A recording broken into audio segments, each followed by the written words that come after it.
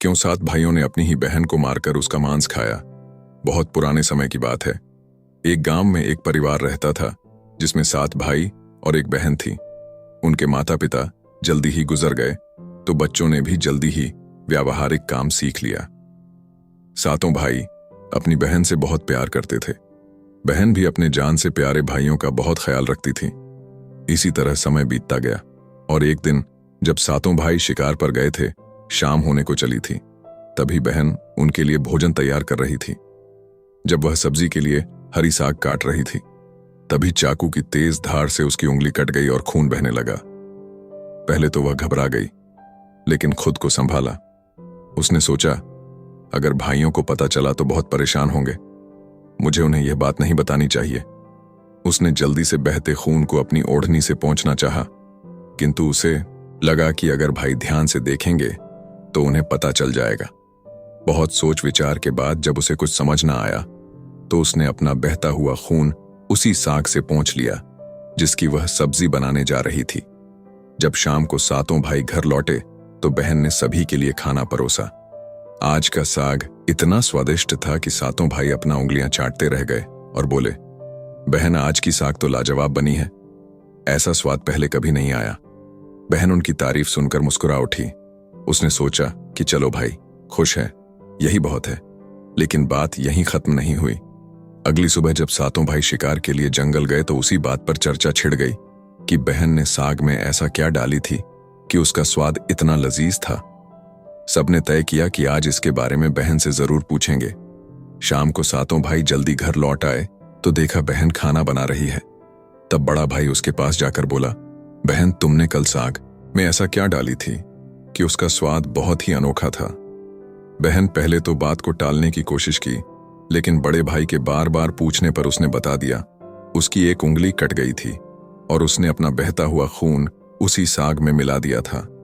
जैसे ही यह बात 6 भाइयों के कानों तक पहुंची तो मानो उनके चेहरे के भाव ही बदल गए।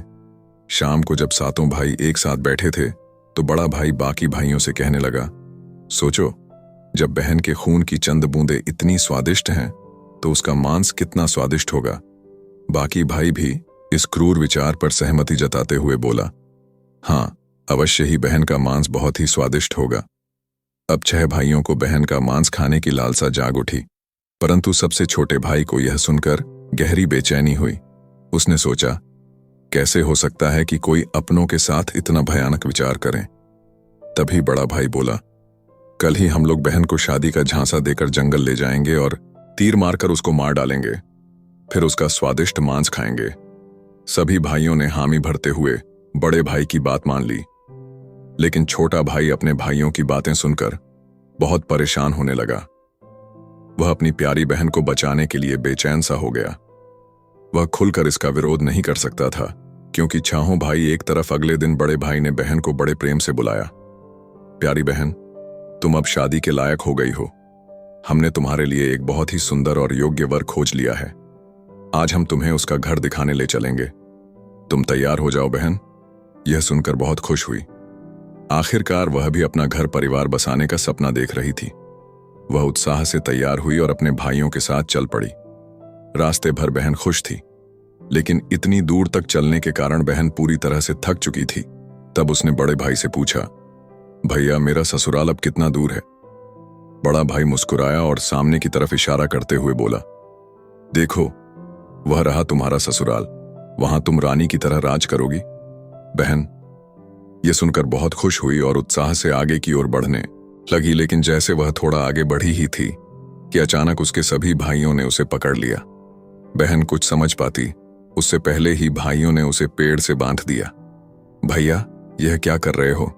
उसने घबराकर पूछा, पर उसके भाइयों के चेहरे पर अब किसी प्रकार की दया या प्रेम नहीं था। बड़े भाई ने आदेश दिया, इसे कसकर बांध दो। अपने सभी भाइयों को हत्यारे के रूप में देखकर बहन का हृदय दहल उठा। वह फूट फूट कर रोने लगी और भगवान को याद करते हुए कहने लगी, हे भगवान, मेरे अपने ही भाई मेरी हत्या करना चाहते हैं। क्या इनमें से कोई भी मेरे लिए दया या प्रेम नहीं रखता? उसकी बातें सुनकर छोटे भाई की आंखें भर आईं। उसका हृदय कांप उठा, लेकिन 6 भाइयों के खिलाफ जाने की हिम्मत उसमें नहीं था। बहन को बांधने के बाद बड़े भाई ने सबको बारी बारी से उस पर बाण से प्रहार करने का आदेश दिया। बड़ा भाई अपनी बहन पर पहला तीर चलाने ही वाला था, तभी बहन भाई के सामने करुण स्वर में गाना शुरू कर दी। मारो मारो भैया, छाती में लक्ष्य करके, भैया छाती में लक्ष्य करके तुम्हारा तीर जंगल को जाएगा भैया। बड़े भाई ने कठोरता से तीर चलाया, लेकिन निशाना चूक गया। इसके बाद दूसरा भाई तीर चलाने को आगे बढ़ा। बहन ने पुनः वही करुण गीत गाया। दूसरा भाई भी निशाना साधने में असफल रहा। एक एक करके सभी 6 भाइयों ने अपनी बहन को मारने की कोशिश की, परंतु हर बार उनका निशाना चूक जाता। अब सबसे छोटे भाई की बारी थी। सभी भाई उस पर चिल्लाते हुए बोला, पूरी ताकत से तीर चलाना, बहन को एक ही वार में मार डालना। अगर तुम असफल रहे तो हम तुम्हें भी जिंदा नहीं छोड़ेंगे। करेंगे छोटे भाई के लिए। यह स्थिति असहनीय थी। वह अपनी बहन से अत्यधिक स्नेह करता था।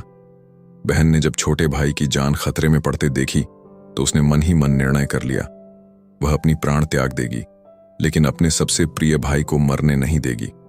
उसने मन ही मन ईश्वर से प्रार्थना की, हे भगवान, मेरे इस छोटे भाई का तीर मेरी छाती भेदने में सफल हो जाए, ताकि इसे इन पापी भाइयों के हाथों मरना ना पड़े।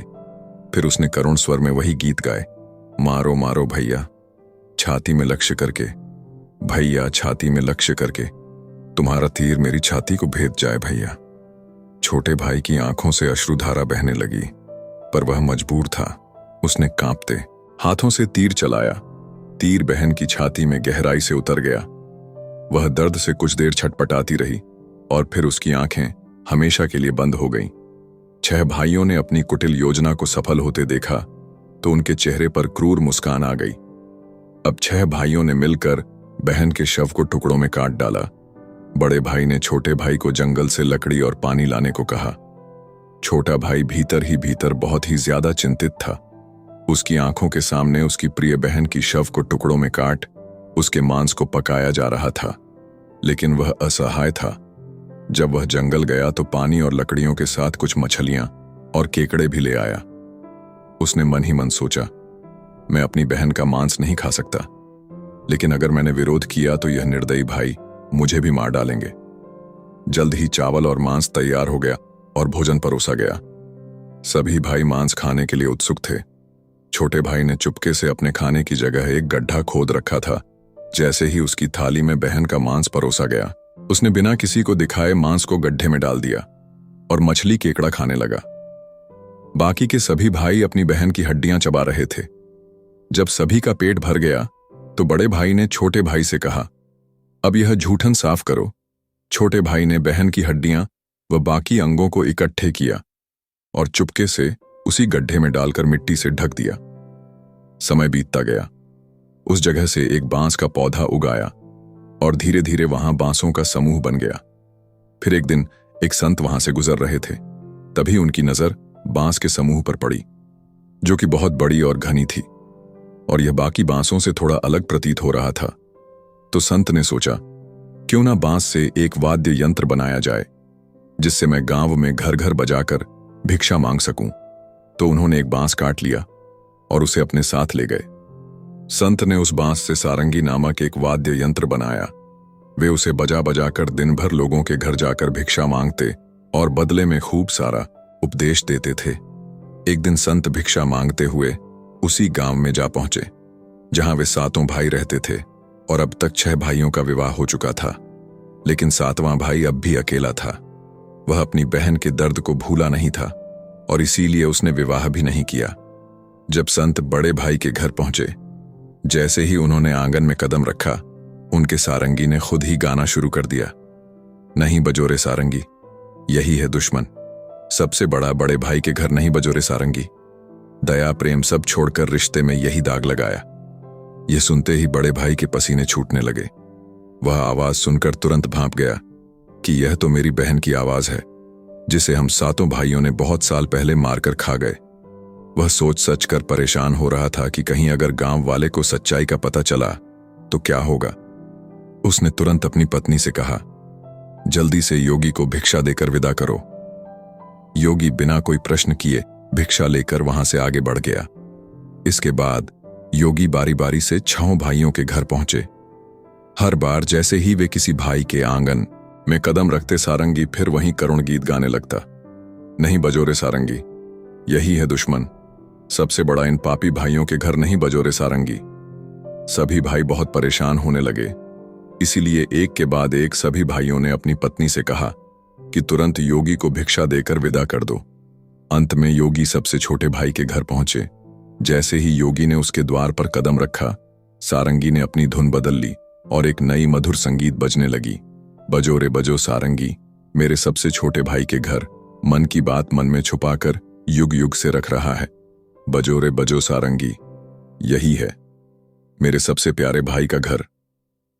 यह सुनकर छोटा भाई चौंक गया और सोचने लगा, यह तो मेरी बहन की आवाज जैसी प्रतीत हो रही है। फिर मन ही मन सोचा, नहीं, यह मेरा भ्रम है। लेकिन संगीत को बार बार दोहराने के बाद वह अजीब सा महसूस करने लगा। उसने तुरंत योगी को सम्मानपूर्वक अपने घर में बैठने के लिए कहा। छोटे भाई ने योगी का खूब सम्मान और जलपान से स्वागत किया। फिर उसने उनसे सारंगी की कहानी पूछी। योगी ने उसे बताया कि यह वाद्य यंत्र एक विशेष बांस से बना है, जो एक अज्ञात जगह पर जंगलों के बीच से उगे बांस के समूह से लिया गया था। यह सारंगी से उत्पन्न संगीत और योगी की बात सुनकर छोटा भाई सोच में पड़ गया और मन ही मन विचार करने लगा कि हो सकता है इस सारंगी से मेरा कोई गहरा संबंध हो।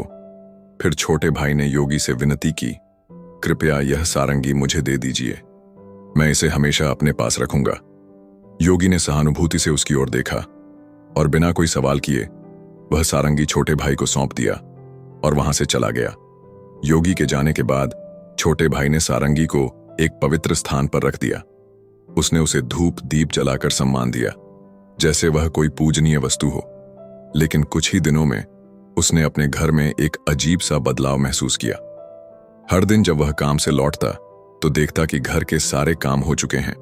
घर एकदम साफ सुथरा मिलता, बर्तन भी साफ होते थे। शुरू में उसने सोचा कि शायद कोई पड़ोसी या भाभियां मदद कर रही होंगी, लेकिन जब यह सिलसिला रोज रोज दोहराने लगा तो उसका संदेह बढ़ने लगा।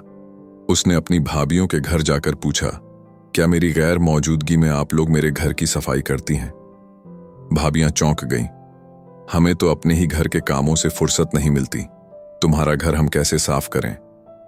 अब छोटे भाई की जिज्ञासा बढ़ गई। उसने सच जानने का फैसला किया। जब रात हुई तो वह बिना आवाज किए घर के एक अंधेरे कोने में छुप गया। आधी रात के करीब एक हल्की सरसराहट सुनाई दी। छोटे भाई की सांसें थम गईं। कुछ ही क्षणों में सारंगी से हल्की रोशनी निकलने लगी। अचानक सारंगी के भीतर से धीरे धीरे एक परछाई सी उभरी, जो धीरे धीरे एक लड़की की आकार लेने लगी। छोटे भाई ने जो अपने आंखों से देखा वह अविश्वसनीय था।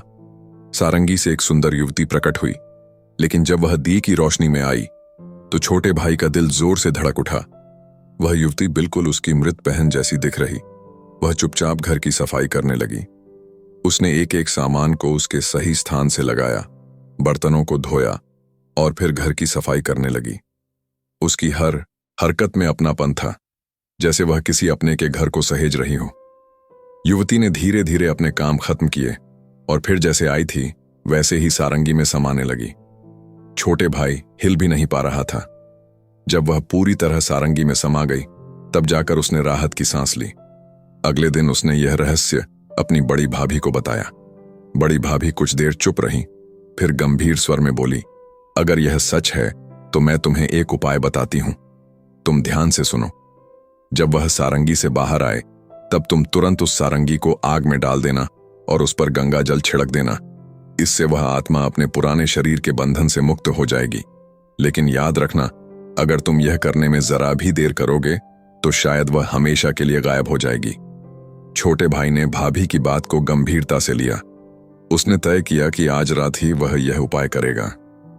रात होते ही वह फिर से उसी जगह छुप कर बैठ गया। इस बार वह पहले से ज्यादा सतर्क और तैयार था। उसकी आंखें सारंगी पर टिकी थीं। तभी वही हल्की सरसराहट हुई और सारंगी से वही रोशनी निकली।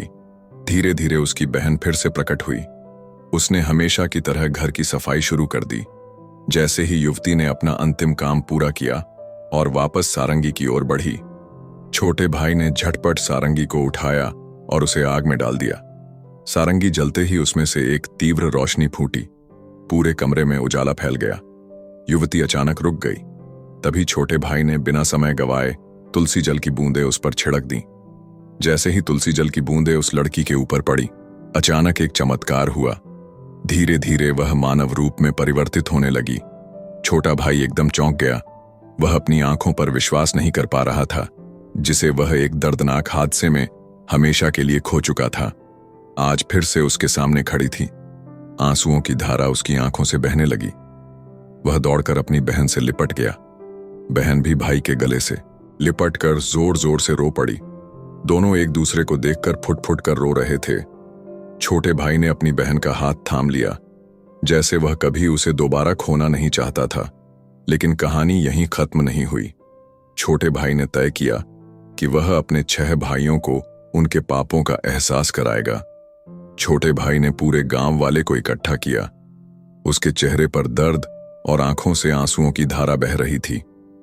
उसने कांपती आवाज में कहना शुरू किया, आज मैं आप सभी को एक बहुत बड़ा सच बताने जा रहा हूं। एक ऐसा सच जिसे सुनकर आपके रोंगटे खड़े हो जाएंगे और आपको अपने ही परिवार से भरोसा उठने लगेंगे कि कोई अपनों के साथ भी ऐसा कर सकता है। लेकिन मैं ऊपर वाले से यही दुआ करता हूं कि ऐसा किसी के साथ ना हो। फिर छोटे भाई ने बताना आरंभ किया, मेरी बहन जो वर्षों पहले मर चुकी थी, उसकी मौत कोई हादसा नहीं थी, बल्कि मेरे अपने ही 6 भाइयों ने उसे शादी का झांसा देकर जंगल में ले गया और मेरे ही हाथों बहन की हत्या करवा दी। इतना ही नहीं, उन्होंने उसके शव को टुकड़े कर उसके मांस को पकाकर खा भी लिया। इतना सुनते ही गांव वाले की सांसें थम सी गईं। फिर छोटा भाई बोला, लेकिन पता नहीं यह ईश्वर का कैसा चमत्कार है।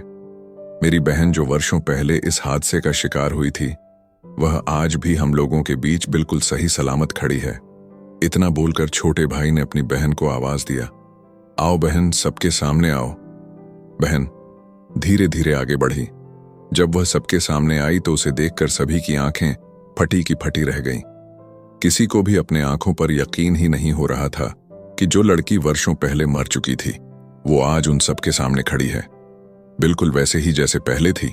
किसी को भी इस चमत्कार पर भरोसा नहीं हो रहा था, लेकिन सच तो यही था कि उसका पुनर्जन्म हुआ है।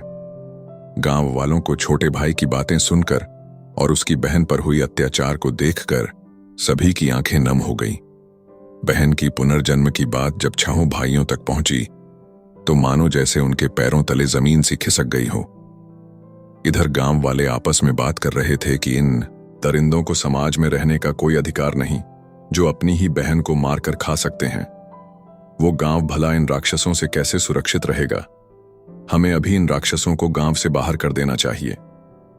अब लोगों का गुस्सा 7वें आसमान पर था। गांव के बड़े बुजुर्गों ने विचार किया कि हमें इन पापियों को सजा देना ही होगा। अगर आज इन्हें छोड़ दिया गया तो पता नहीं आए दिन यह किसके लिए, कब और कैसी मुसीबत बन जाए। तभी बड़े बुजुर्गों का आदेश पाकर गांव के कुछ लोग 6 भाइयों के घर गए और उनको घसीटते हुए सभी के सामने ले आए। डर के मारे सभी भाइयों की हालत बहुत ज्यादा खराब हो चुकी थी। अब गांव वालों ने फैसला सुनाया कि इन दुराचारियों को लाठियों और डंडों से पीटते हुए गांव की सीमा तक छोड़ा, और याद रहे, आज के बाद यह कभी भी इस गांव में दिखाई नहीं देने चाहिए। इतना सुनते ही 6 भाई गांव वालों के सामने गिड़गिड़ाकर अपनी जिंदगी की भीख मांगने लगे। लेकिन उनकी काली करतूतों को जानकर किसी को भी उन पर दया नहीं आई। यहां तक कि उनकी पत्नियां भी उनकी घिनौनी हरकतों को जानकर उनको हमेशा के लिए छोड़कर अपने मायके चली गई। इधर लोगों की आंखों में गुस्से की ज्वाला भड़क रही थी। अब 6 भाइयों को लग रहा था कि आज उनकी जिंदगी का आखिरी पल है और अब उन्हें बचाने के लिए कोई आगे नहीं आएगा। यह सब सोचकर उनका रो रो कर बुरा हाल हो गया था। लेकिन तभी उनकी ऐसी दुर्दशा और बेबस हालत को देखकर बहन से रहा नहीं गया और उनको बचाने के लिए आगे आई और रोते हुए गांव वालों से बोली, मानती हूं कि मेरे भाइयों की गलती माफी के लायक नहीं है, लेकिन है तो यह मेरे अपने ही भाई। इन्हें अपनी गलती का एहसास हो चुका है। मैं आप सभी से हाथ जोड़कर विनती करती हूं कि इन्हें अपनी गलतियों को सुधारने का एक मौका दीजिए। वह बार बार रोते हुए गांव वालों से मिन्नतें कर रही थी। यह सब देखकर 6 भाइयों का हृदय कांप उठा। वे आपस में एक दूसरे से कहने लगे कि जिस बहन के ऊपर हम लोगों ने इतना अत्याचार किया, आज वही हमें बचाने के लिए सामने खड़ी है। उन्हें अपनी गलतियों पर गहरा पछतावा होने लगा और वे फूट फूट कर रोने लगे। बहन का अपने भाइयों के प्रति प्रेम और क्षमा भाव को देखकर गांव वाले का हृदय भी पिघल गया। उन्होंने भाइयों को माफ कर दिया। भाई को माफ होते देख बहन बहुत खुश हुई और उनके पास गई। तभी सभी भाई रोते हुए बहन के सामने हाथ जोड़कर अपने किए की माफी मांग रहे थे और अपने गलतियों को कोस रहे थे। बहन से अपने भाइयों की आंखों में आंसू देखी नहीं गई और वह खुशी खुशी अपने भाइयों को माफ कर दी। सभी भाई बहन से लिपट कर रो पड़े। यह सब देखकर गांव वालों के भी आंखों में आंसू झलक आए। अब सभी भाई बहन को लेकर अपने घर को लौट गए। अब सभी भाई अपनी बहन से अत्यधिक स्नेह करने लगे और पहले से भी ज्यादा अपनी बहन का ख्याल रखने लगे। वे हंसी खुशी अपनी जिंदगी बिताने लगे। अब यह कहानी यहीं पर समाप्त होती है। आप लोग बताइए कि यह कहानी आपको कैसी लगी, और ऐसी ही लोक कथाएं सुनने के लिए हमारे चैनल स्टोरी हर दिन को सब्सक्राइब जरूर करें। मिलते हैं अगली वीडियो।